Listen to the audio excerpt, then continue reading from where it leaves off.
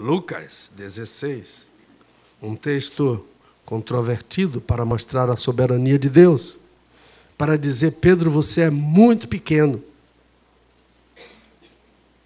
diante de um ensino tão controvertido como esse. Disse Jesus também aos seus discípulos: havia certo homem rico que tinha um mordomo. Vejam bem, esse texto é havido por parábola, mas observe que Lucas não diz que é uma parábola. Algumas parábolas, o texto bíblico não diz que é parábola. E este foi acusado perante ele de estar dissipando os seus bens. Chamou-o então e lhe disse: que é isso que ouço dizer de ti? Presta contas da tua mordomia, porque já não podes mais ser meu mordomo. Disse, pois, o mordomo consigo: que hei de fazer? Já que meu senhor me tira a mordomia, para cavar não tenho forças, de mendigar tenho vergonha. Agora sei o que vou fazer, disse ele, para que, quando for desapossado da mordomia, me recebam em suas casas. E chamando a si cada um dos devedores do seu senhor, perguntou ao primeiro: quanto deves ao meu senhor? Respondeu ele: 100 cados de azeite, medida de líquidos. Disse-lhe então: toma a tua conta, senta-te depressa e escreve 50. Perguntou depois a outro: e tu quanto deves? Respondeu ele: 100 coros de trigo. E disse-lhe: toma a tua conta e escreve 80. Preste bem atenção a esse versículo. Louvou aquele Senhor. O Senhor aí está em letra minúscula, não é Jesus, é o patrão. Louvou aquele Senhor ao injusto mordomo por haver procedido com sagacidade, porque os filhos deste mundo são mais sagazes para com a sua geração do que os filhos da luz. Eu vos digo ainda: granjeai amigos por meio das riquezas da injustiça, para que, quando estas riquezas vos faltarem, vos recebam eles nos tabernáculos eternos. Senhor, muito obrigado por tua palavra que nos desafia, que nos ensina, nos instrui em justiça e nos abençoa e contribui para o nosso crescimento e despertamento, para sabermos o que queres de cada um de nós. Abençoa a Igreja Batista Zona Sul, pastor Marcelo, sua esposa, pastor Arthur, sua esposa, os demais pastores dessa igreja, líderes, membros, cada um deles, desde a criança mais nova até o mais idoso. E dá-me humildade nesta hora. E dá a meus irmãos e minhas irmãs um coração dócil para ouvir e obedecer. Em nome de Jesus. Amém e amém. Meus irmãos, texto controvertido é para nos humilhar. Aliás, púlpito é um lugar para humilhar o pastor. Púlpito é lugar para eu falar mal de mim. Um homem há mais de 200 anos, chamado Simeão de Cambridge, ele disse: todo sermão deve humilhar o pregador. Todo sermão deve humilhar a igreja. E todo sermão deve exaltar somente a Jesus. De modo que eu disse a meus alunos aqui no Seminário Potiguar que todas as vezes que eles fossem subir ao púlpito, antes lessem o Salmo 15. Porque o Salmo 15 fala do púlpito. Quem subirá ao monte do Senhor é o púlpito. Na interpretação dos melhores estudiosos do Antigo Testamento, inclusive o Dr. Paid Kelly, de quem eu tive a honra de ser aluno. Púlpito é o monte do Senhor. E veja as características de quem deve subir ao púlpito. Então, meus irmãos, Deus nos desafia para uma mensagem expositiva, para tirar, cavar de dentro do texto. Fazer uma exegese. Exegese é tirar de dentro. Exegese é colocar para dentro. O pastor não deve colocar, o pregador não deve colocar nada para dentro do texto, ele deve tirar do texto. Porque só o texto é inspirado. Paulo diz a Timóteo, toda a Escritura é divinamente inspirada. Ele usa uma palavra estranha que eu vou dar para vocês agora. Theopneustos. Theos é Deus. Pneustos é da palavra pneuma, sopro. Paulo diz que a Escritura é soprada por Deus. De modo que não há erro na Bíblia. Deus não sopra erro. Deus não sopra mentiras. A palavra de Deus é viva, eficaz, penetrante, é inerrante, é infalível. Nós é que temos que nos adequar a ela. Não procurar arranjos e atalhos. Ou deturpar a viva palavra de Deus. Esse texto fala sobre fidelidade. E fidelidade, meus irmãos, o maior exemplo de fidelidade que temos na Bíblia é da Trindade. A Bíblia diz que a fidelidade de Deus ultrapassa as mais altas nuvens. Isso é uma figura de linguagem chamada hipérbole. O exagero retórico. Hipérbole não é a mesma coisa que mentira. É um exagero para eu dizer, de fato, que fidelidade. A Bíblia diz que o Senhor Jesus não pode negar-se a si mesmo.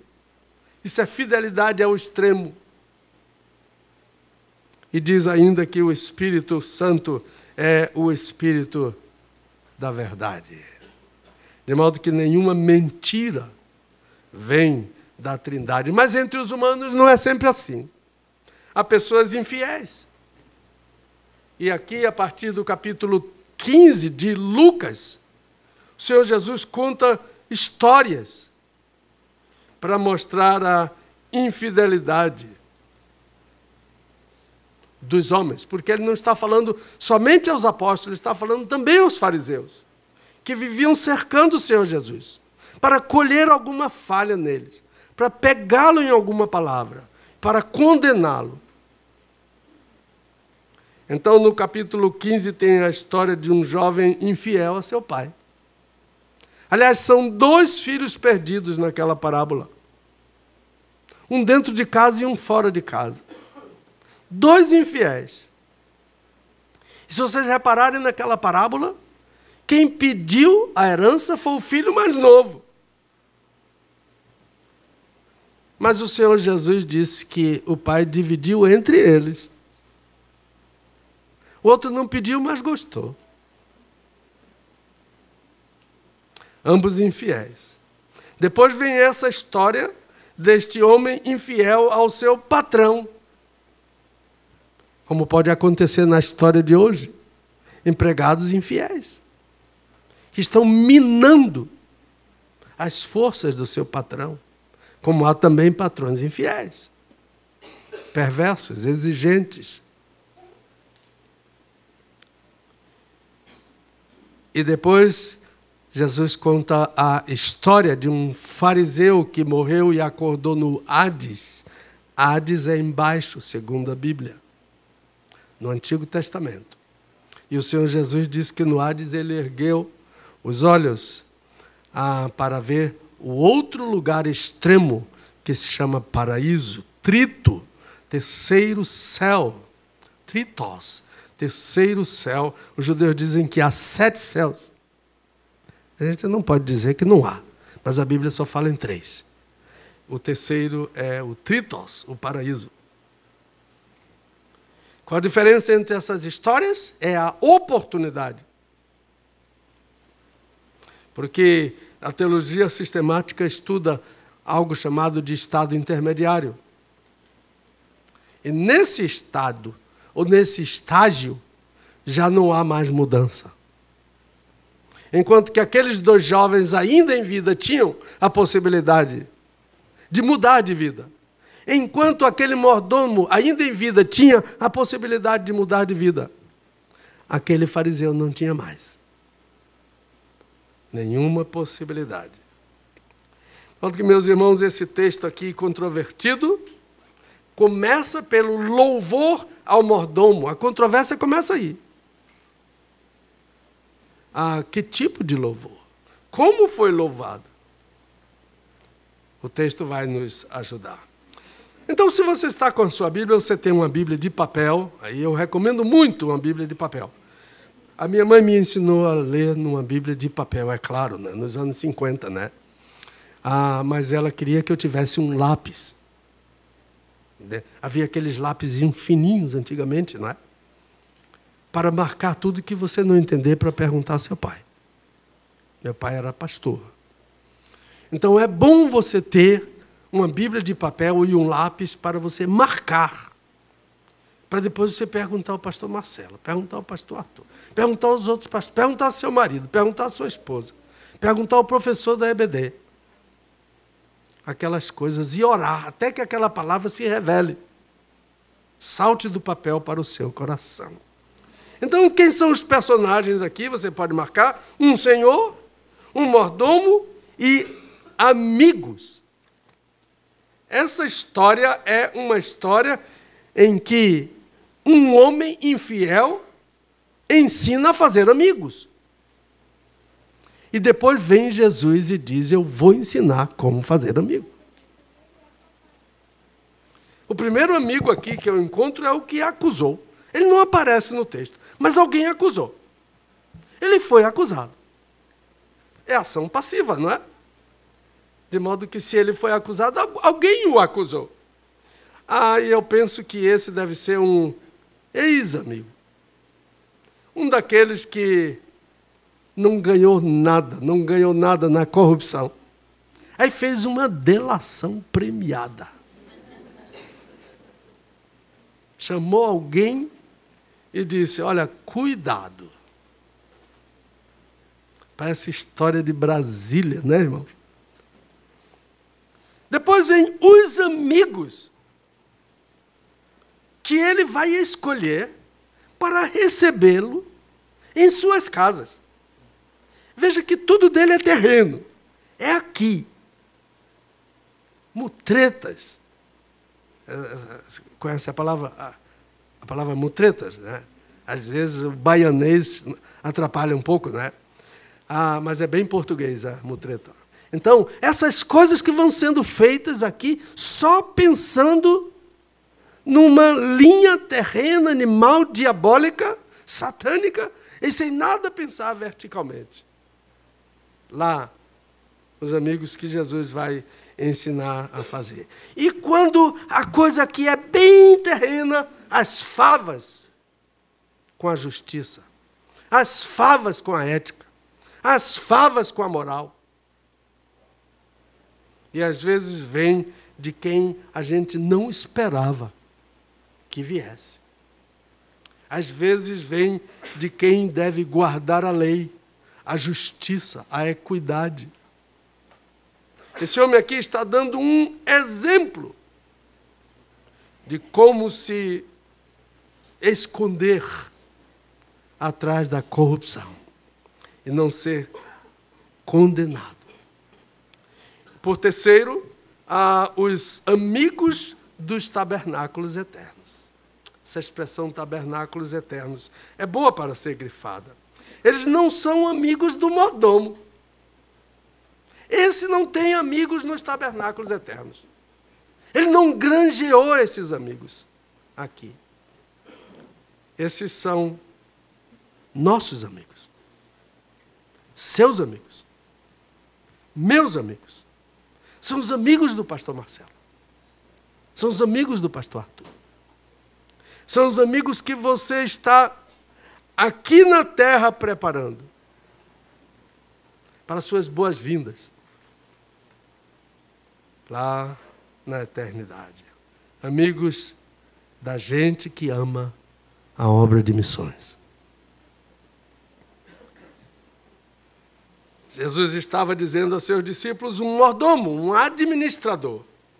A palavra mordomo é administrador. Tem dentro da raiz da palavra mordomo a palavra casa.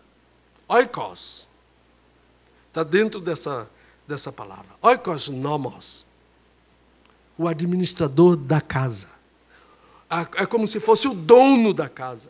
É como José no Egito era o mordomo do faraó. Do chefe da guarda do faraó chamado Potifar. O problema é que essa palavra mordomia ganhou em nossos últimos anos uma conotação estranha. Mordomia passou a ser tapete vermelho.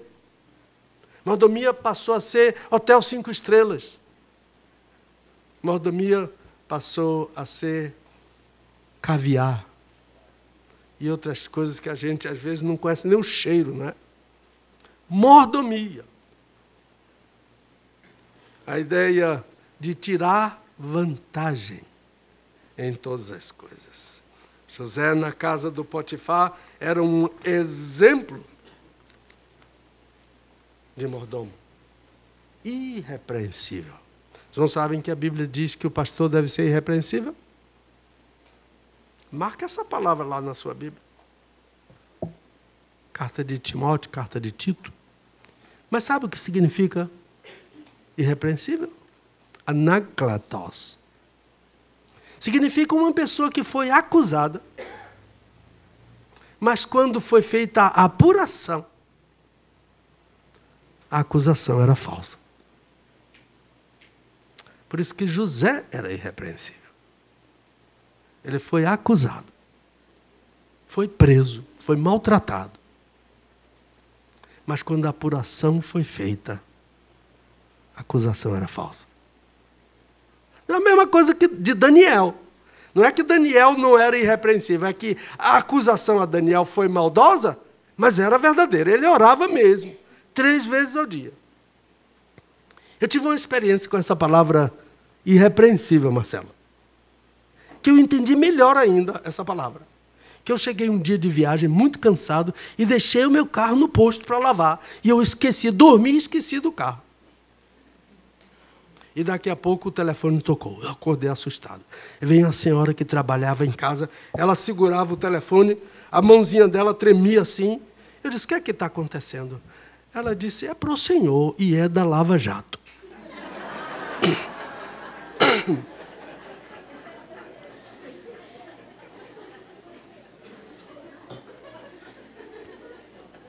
É isso que é irrepreensível, não tem nada a ver com a Lava Jato. Como José não tinha.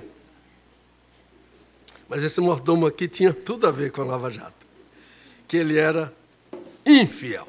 O mordomo era responsável por tudo. Observa que ele manda sentar e assinar uma nova duplicata. Porque quem assinava não era o patrão, era ele. Junto com o devedor. Os bens, as duplicatas, tudo assinado por ele. Mas ele foi acusado. Essa palavra acusado aparece no Novo Testamento em Tito, capítulo 2. Cuidado, irmãos, com a acusação de quem quer que seja. A palavra acusado no Novo Testamento é a palavra diabolos, o mesmo nome de Satanás. Por isso que a Bíblia diz que ele é acusador dos crentes. Ele vive para acusar. E Deus disse, viste meu servo Jó? Ele disse, também pudera. Aí ele acusa Jó de servir a Deus só porque Deus lhe dá bens. Então Deus diz, tira os bens dele. Aí ele acusa de, mas não tocou na pele dele. Tira a pele dele. Satanás não pode crer que você pode servir a Deus com o interesse de servir a Deus. E não de barganhar com Deus. E não de lucrar com Deus. Não de vir para a igreja para que o pastor ore para que você saia daqui com a chave do seu carrão. Com a chave da sua casa. Essas coisas são boas, são bênçãos. Mas aqui a gente vem para adorar. Aqui a gente não vem para dar nota no boletim. Aqui a gente não vem para dar nota no sermão. Aqui a gente não vem para dizer que o professor da EBD é rabugento. Aqui a gente vem para adorar. Há um hino que se canta muito ultimamente nas igrejas. Vim para adorar-te. Nós é que somos os adoradores. E Deus só procura adorador. João capítulo 4. O que não é adorador, Deus não procura, Ele procura adorador. Venha para adorar. Entre aqui, se eu não vou criticar nada. Eu quero adorar ao Senhor. Então, cuidado com a acusação. Aquele homem foi acusado. E uma acusação pesada de dissipar. A palavra dissipar, no Novo Testamento, significa pegar uma porção de palha aqui na mão e jogar para cima ao vento. Não tem quem recolha depois. Isso quer dissipar. Aquele jovem havia dissipado, que chamamos de filho pródigo. Jogou para cima o que os pais dele granjearam durante toda a vida. E esse aqui estava no processo de jogar para cima os bens do seu patrão. Agora, o que é que acontece no texto? Olha novamente para o texto, versículo 2. Sua bíbliazinha de papel de preferência. É uma espécie de inquérito. Não sei se tem alguém aqui da polícia, né? Um processo investigativo da polícia, que é o passo inicial. Há um interrogatório, que é isso que ouço de ti. É o delegado interrogando. Depois há uma ordem. É meio sumário aqui esse processo. Ordena, presta contas, traga as notas fiscais, o recibo, com CPF. Ah, não traz um recibo, pegou um Uber. Traz um recibo, não tem o nome do motorista do Uber, não tem o CPF, não vale aquele recibo. Não presta para nada. Presta conta, traga as notas fiscais. O balancete. E depois, certamente que não trouxe, que não apresentou, vem uma sentença sumária. Não podes mais ser meu mordomo. Isso parece dizer que aquele senhor não tinha dúvidas de que aquela acusação era verdadeira. Quem nos acusa é Satanás. Mas o nosso Deus sabe se a acusação dele é verdadeira ou se é falsa. Sabe que Satanás pode acusar o crente de usar palavrão.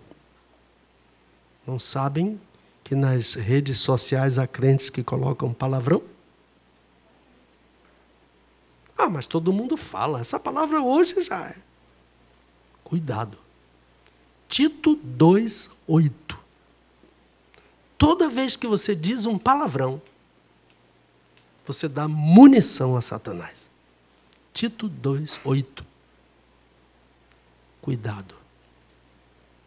A nossa linguagem deve ser irrepreensível, para que o inimigo não tenha do que nos acusar diante de Deus. Agora, meus irmãos, qual é a reação daquele mordomo? Ele não confronta, ele não nega, ele mantém silêncio. Vocês não sabem que silêncio é prerrogativa do réu. Não precisa falar. Pode fazer 1000 perguntas a ele. Se ele não quiser falar, ele tem direito de não falar. E esse aqui usa muito bem a sua prerrogativa. Ele não fala nada. Ele não diz, não fiz isso, não. Não, que isso?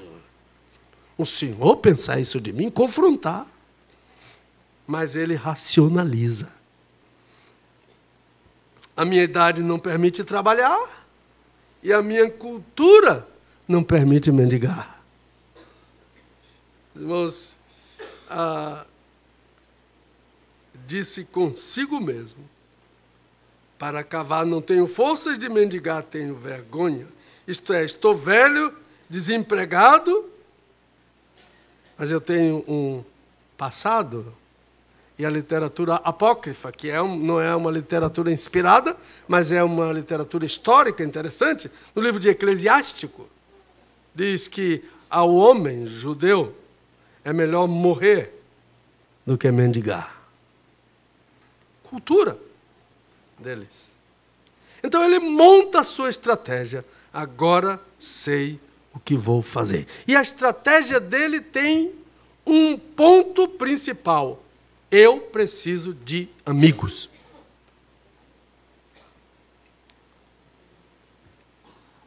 Quais são os amigos que ele vai procurar? Os devedores do seu patrão. Quem não quer uma dívida diminuída? Por menor que seja. Eu fui estacionar num lugar chamado Zona Azul, aqui é a Zona Sul, né? Um lugar chamado Zona Azul, que tem muito nas ruas de Salvador, principalmente no centro histórico, onde as ruas são mais apertadas, para você estacionar o seu carro e pagar R$2 por 1 hora. E, de repente, a moça disse para mim: olha, o senhor pode me dar R$1 e eu não faço a cartela para o senhor. Quer dizer, eu ganho R$1 e ela ganha R$1. Aí eu disse para ela assim: sabe por que eu não vou fazer isso? Primeiro, porque eu critico os políticos brasileiros que fazem isso. Eu não posso criticar se eu também faço. Segundo, porque eu sou crente. E o Senhor Jesus me ensina a justiça. Eu sou um seguidor da Bíblia. A Bíblia me ensina a justiça. Ela disse: tá bem, eu vou tirar a sua cartela, R$2. Aí eu paguei R$2 e dei 1 para ela, fora da cartela. Aí quando eu fui saindo, ela disse para mim assim: moço, eu também sou crente. Perdoe sua irmã. Eu disse: não faça mais isso. Por amor a Jesus. Cuidado com vantagens. Esse aqui disse: você deve 100, pague 50. Você deve 100, pague 80. Isso é corrupção. E ele gostou daquela ideia, porque ele também era corrupto. Agora, depois disso, ele tem uma garantia, que eu não sei se é tão garantia assim, de que essas pessoas vão recebê-lo em suas casas na hora da necessidade. Mas ele investe nesse tipo de amigo sem se interessar em moral e ética. É como crentes que investem em outras coisas fora da Bíblia. Crente que joga em loteria. Não sabe que jogar em loteria é mundanismo? Quando eu era adolescente, na minha igreja, mundanismo era ir a cinema. Mas eu não creio que seja mundanismo, não. Pode até ser carnalidade, dependendo do filme que você vai assistir. Mundanismo é não querer depender do dono do mundo. Por isso joga na loteria. Mundanismo é consultar horóscopo. Tem crente que consulta horóscopo. Não faz muito tempo, um colega me ligou e disse: Pedro, me ajude aqui, que minha mulher agora está com medo de despacho. Os 2 crentes. E ela disse que a vizinha fez um trabalho para ela. Que isso? Sabe que na Bahia tem gente que não come acarajé? Eu tenho pena de quem não come acarajé. Porque um veio e disse: não, mas é muito peso, pastor Pedro. Tá bom, vamos ver esse peso. Você sabe quais são os ingredientes do acarajé? Ele disse, não. Eu disse, ele era de fora. Ele disse, é feijão. O que mais? Cebola. O que mais? Sal. Sabe qual é o óleo que frita o acarajé? É o dendê. Qual desses ingredientes foi feito por Satanás? Eu não dou ousadia a Satanás. Tudo é de Deus. Salmo 24. Do Senhor é a terra e a sua plenitude. A minha mulher recebeu uma ligação de uma judia, muito amiga dela. Eu estou aqui em Salvador. Disse, vamos levar você para comer uma comida típica. Fomos a um restaurante, pedimos uma moqueca de camarão. Aí ela disse, eu não posso comer camarão. É outro tipo de gente que eu tenho pena, que não pode comer camarão. Ou o que é alérgico, tudo bem. Não deve comer mesmo, porque vai morrer.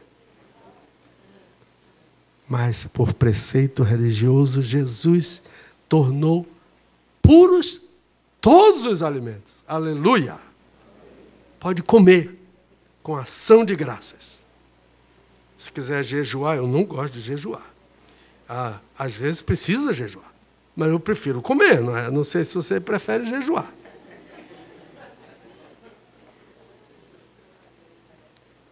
Louvou aquele senhor ao injusto mordomo. Mas ele louvou a sagacidade. Mas o texto diz que ele era injusto. Perceberam? Que não há um elogio à falcatrua, que não há um elogio à corrupção. Jesus disse que ele era injusto.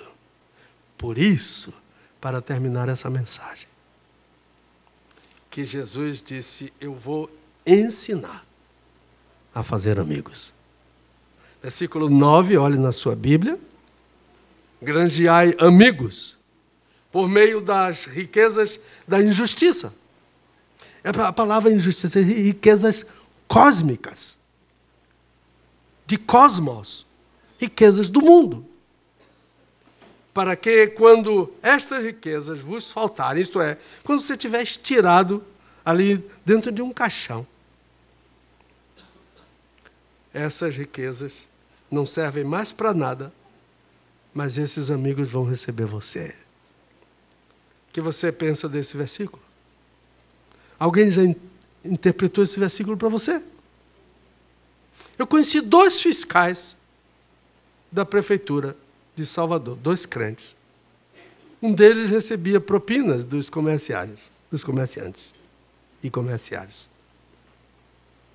Mas o outro não recebia. E esse que não recebia foi ameaçado de morte. Então chamaram aquele crente que recebia propina para aconselhar o outro crente a receber também. Então ele chegou muito piedosamente para aquele crente e disse, olha, Jesus disse, granjeai amigos com as riquezas da iniquidade. É por isso que ele recebia propina. Porque Jesus mandou ele receber propina. Isso que é uma interpretação avessada, né? Estranha a hermenêutica. O melhor adjetivo em todo o texto para esse mordomo é mundano. Mundanismo é não depender do dono do mundo. Então Jesus não condena o dinheiro. Mesmo que pelo dinheiro os homens se corrompem, os parentes brigam, se afastam, se matam. Irmão desconhece irmão, diz Paulinho da Viola, né? Jesus disse, use o dinheiro para fazer amigos. Para resgatar perdidos. Para imprimir Bíblias. Meus irmãos, eu tive uma grande tristeza essa semana. Muito grande tristeza no meu coração. Em menos de um mês, em Camarões, mataram o 2º tradutor da Bíblia. Você viu isso, Marcelo? Mataram o Dr. Chang no mês de agosto. E essa semana mataram o principal discípulo dele, tradutor da Bíblia. Alguma vez você já orou pela tradução da Bíblia? Você sabe que é muito caro, que leva muito tempo. Os irmãos sabem quanto tempo levou a revisão dessa Bíblia? Essa Bíblia é a Bíblia da Convenção Batista Brasileira, Almeida revisado, o melhor texto que nós temos em português. Sabe quantos anos levou a sua revisão? 26 anos. A revisão da Almeida atualizada da Sociedade Bíblica do Brasil levou 8 anos. E é muito dinheiro investido nisso. Pense em orar pelos tradutores da Bíblia. Eles são inimigos em algumas regiões do mundo. Eles têm que se esconder para não serem mortos. E os que mataram o Dr. Chang no mês passado, também deceparam o bracinho da esposa dele. Não quiseram matá-la, mas fizeram isso com ela. Irmãos, a impressão de folhetos é para fazer amigos. A impressão da Bíblia é para fazer amigos. Ir ao lixo da cidade de Natal para resgatar a gente do lixo. Foi no lixo que Deus me encontrou. A missão da igreja é de resgate. É de ir para os lixões da cidade. Para fazer amigos. Doar em favor do reino. Os irmãos sabem, em média, quanto um cristão doa para missões anualmente? 0,1. Sabe quanto um muçulmano doa para missões por ano, em média? 2,5. 25 vezes mais do que nós. É por isso que a França hoje é islâmica. A Europa quase toda. Porque eles sustentam a obra de missões. Deus nos deu o dinheiro do petróleo para transformarmos o mundo em um mundo muçulmano. Há muitos anos, um líder muçulmano disse isso. O mordomo espera que os amigos recebam em casa. Jesus disse, esses amigos vão receber vocês nos tabernáculos eternos. O projeto Recriar em Salvador, da irmã Eliette Moraes, tira meninos da rua. E tem até a perseguição de quem não devia perseguir. Eu não vou citar o nome aqui agora.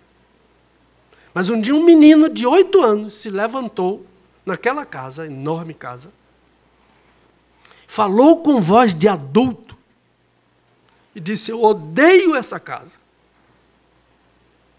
Essas crianças são minhas. Quem falou? Satanás. Temos que comprar. Remir o tempo é comprar. Aqueles que estão nos lixões. Mas a gente faz a seguinte pergunta, quantos amigos você quer mandar para o céu? Há pessoas que não alcançam nem os parentes, eles não querem. Uma senhora me disse, eu já cansei de falar para parente. Mas eu tive que dizer a ela, seus olhos estão secos.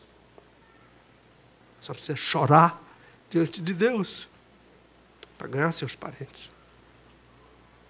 Que não ganha nem um filho. Que tipo de amigos vai subir? Projeto Metanoia, tirando homens drogados da rua, para ensinar uma profissão, para levá-los para a igreja. Quantos amigos temos? Às vezes não fazemos esses amigos porque não temos ideia do que é o inferno. Jesus disse que o inferno é uma comunidade do lado de fora. Tem festa, banquete, casamento do Cordeiro. E gente que não pode entrar. Fora ficarão. Comunidade do lado de fora das bodas. Como Jesus ensinou a fazer amigos, use o dinheiro para fazer amigos, para pregar o Evangelho. Quando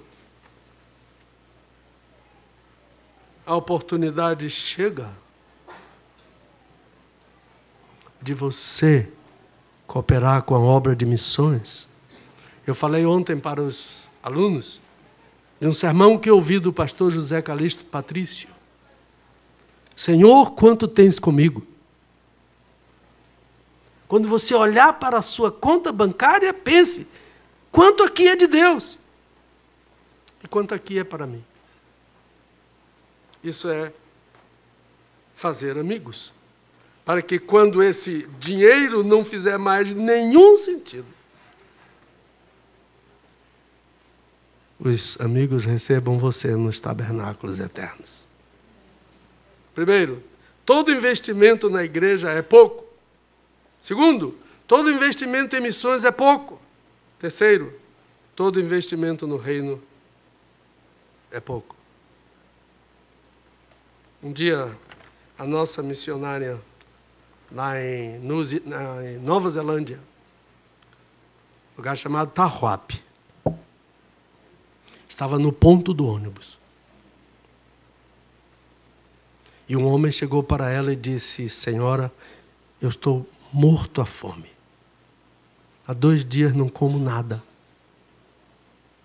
Ela disse, eu não tenho dinheiro. E tirou do bolso uma chave e disse, aquela casa ali é a minha casa. Você vá lá. Na geladeira tem um pernil com batatas. Pode comer todo. E o que sobrar pode levar para casa. Quando você sair, coloque a chave embaixo do tapete. Quando ela voltou à tarde,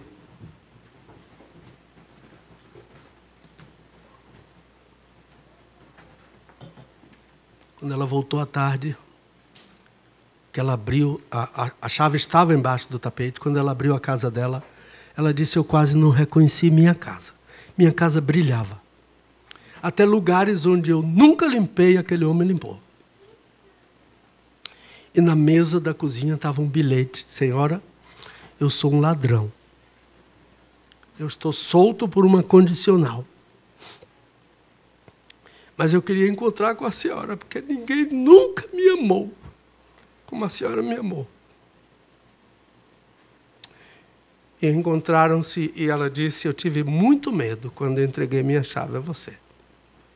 Mas eu fiz por amor a Jesus. Eu não estou dizendo para você entregar a sua chave a ninguém. Eu estou dizendo para você fazer amigos. Deus nos abençoe. Amém. E obrigado, pastorzão, por essa palavra, viu? Palavra de desafio nessa área, nesse mundo que tem entrado nessa era do consumismo e de pouco investimento no reino. Eu louvo a Deus por essa palavra, fidelidade no reino. Obrigado mesmo. Pai Santo, muito obrigado por essa manhã. Obrigado porque o Senhor decidiu nessa manhã falar aos teus filhos dessa forma tão especial, confrontadora, mas com tanto amor.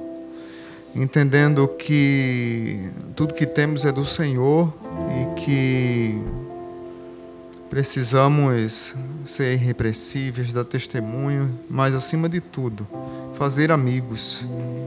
A lição é muito mais profunda do que apenas dar alguma coisa.